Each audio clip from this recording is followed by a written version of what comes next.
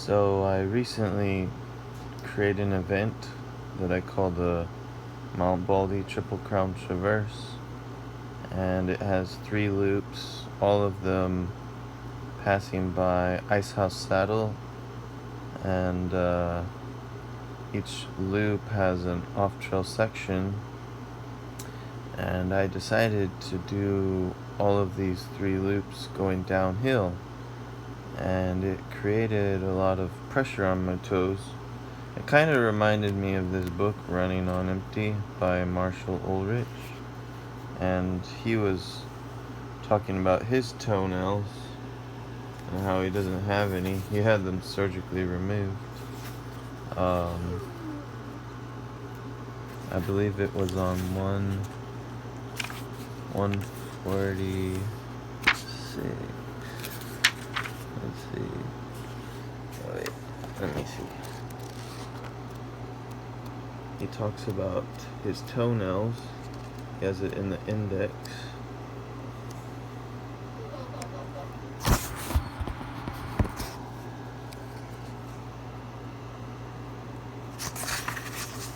Oh, here we are on page 43 and 129. So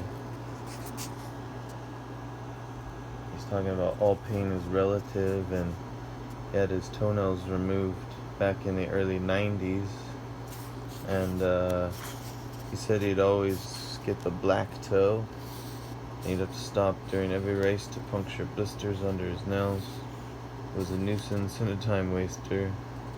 Besides, a couple of the nails were so misshapen that they kept poking holes in the tops of his shoes. And they'd keep growing. They keep getting battered and blackened, falling off and growing back in all kinds of funky configurations. So he had a surgeon friend basically remove them. Now you could see I have the lacking toe. That's kind of what it looks like. My pinky too.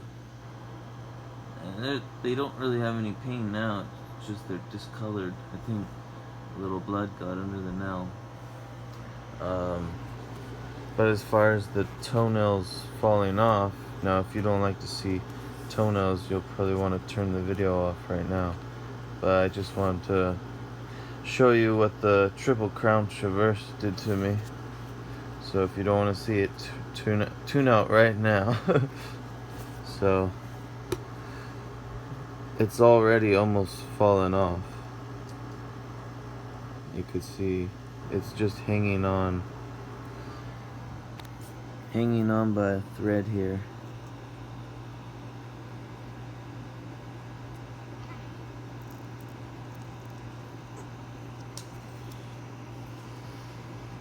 So basically there was so much pressure put on my toe while going downhill that it got really like I could feel the pain under the toenail as I was running, and then it turned this kind of color as opposed to this one looking like it was bleeding underneath. And then nearly a month later, because I did the run in July and it's August now, nearly a month later now, the toenail just started lifting by itself and falling off.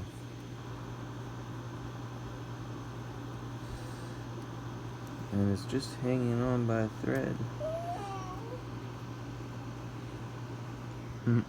My daughter's not so sure about it. Too scary!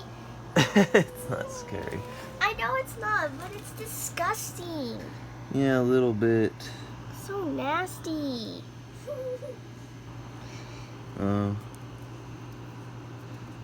think this right here is dried blood. It's kind of hard there, like a new nail is coming.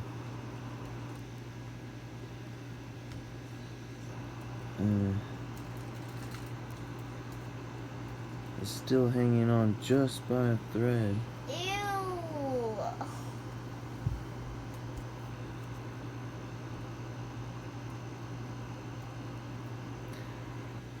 So I'd have to yank that part out. But I think for the future of the Triple Crown Traverse, I wouldn't, Triple Crown Traverse of Mount Baldy is what, Mount Baldy Triple Crown Traverse. I'm thinking that I don't want to do the 3 downhill off-trail sections all going downhill. So what I found was, now these off-trail sections are at nearly a 45-degree angle. So, you know, I thought I was doing myself a favor by going downhill rather than uphill, because they were just that challenging going uphill. One of them goes through Falling Rock Canyon, and this one's already popular, this route. You start in Ice House Canyon, and then you head over to Falling Rock Canyon, and then you ascend all the way to Sugarloaf Peak, and then Ontario Peak. And then you can go from there to Kelly Camp or Bighorn Peak. A lot of people get Bighorn too, and then they head back down to Kelly Camp or the Bighorn Saddle to Cucamonga Peak, and then they head back to Ice House Saddle and back down to their car. And that's one loop there. And then the second loop is from Telegraph Peak, and you descend Telegraph Peak all the way to Third Stream Crossing. And then that one has a lot of boulders, and that's where I was noticing a lot of pressure on my toes. Aside from Falling Rock Canyon, that was the last one I did. So cumulatively, it was a lot of pressure on my toes. And so when I was going down to, when you go down to Third Stream Crossing, then you head back up to Ice House Saddle, and then that's the second loop.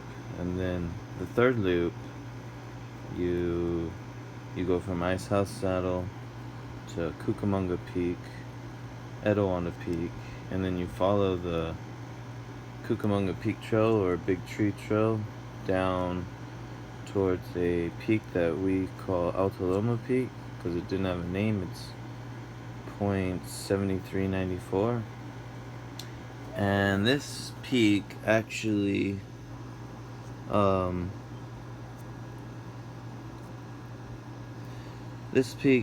has a ridge line that goes all the way down to Stonehouse Campground.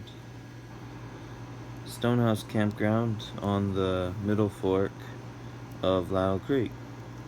So you can follow that off-trail section down to Stonehouse Campground, and then head all the way back up to Third Stream Crossing, Comanche Camp, and Ice House Saddle. And that would be the third loop of the Triple Crown Traverse in Mount Baldy area.